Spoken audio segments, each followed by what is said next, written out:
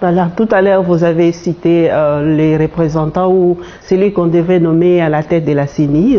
Nous suivons les autres églises et dire que les votes ont eu lieu et votre candidat n'est pas passé. Si vous refusez, c'est lui qui a été élu tout simplement parce que vous regardez l'ethnie, les attributs, ce n'est pas vraiment... Vous n'êtes pas animé de bonne foi.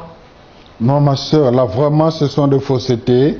D'ailleurs, la SENCO a fait preuve de grandeur et d'esprit de concession.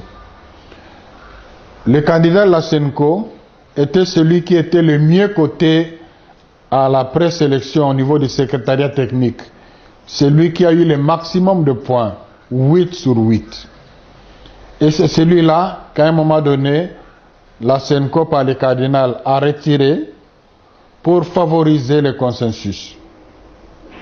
Donc, la SENCO n'était pas accrochée à son candidat. Il l'a remis parce qu'il n'y avait pas de consensus entre les deux.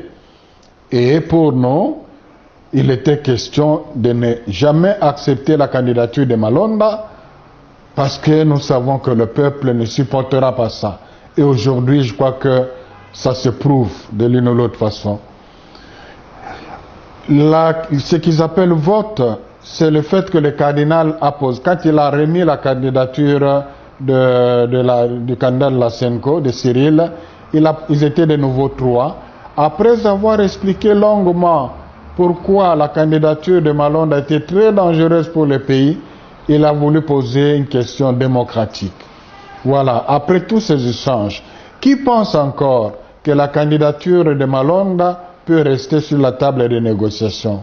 Ils étaient 6, c'est ça qu'ils appellent vote. Il a continué.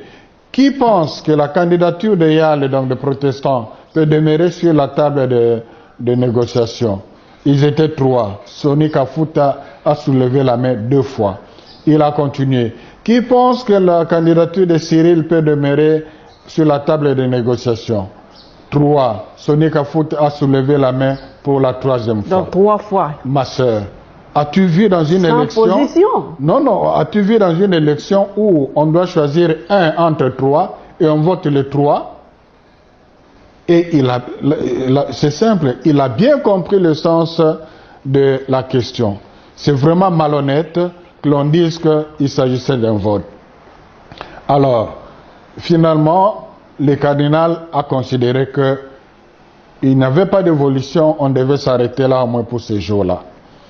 Il a demandé qu'on prie. Après la prière, Cheikh Attala, le musulman, qui était le dernier à prendre la parole, il dit, mais son éminence, maintenant que nous sommes bloqués, après ce qui prétend être l'élection, maintenant qu'on est bloqué, ne peut-on pas prendre le nom de 3 autres dont les candidatures n'étaient pas traitées? Le cardinal a dit, mais c'est contradictoire. J'ai posé la question, je vous ai posé la question, qui les connaît pour les présenter? Mais vous avez dit que vous ne les connaissez pas. Et d'où viendrait que vous les connaissiez maintenant? Pour aujourd'hui, on arrête. Ma soeur, quelqu'un qui vient de voter, un vote qui sanctionne le processus de désignation, peut-il encore proposer notre voix? C'est après ça qu'ils sont allés se retrouver au bureau de la CENI, qui est la maison de Nanga, louée par Sime plutôt, par la CENI, la Sime. C'est là où ils se sont retrouvés à 6.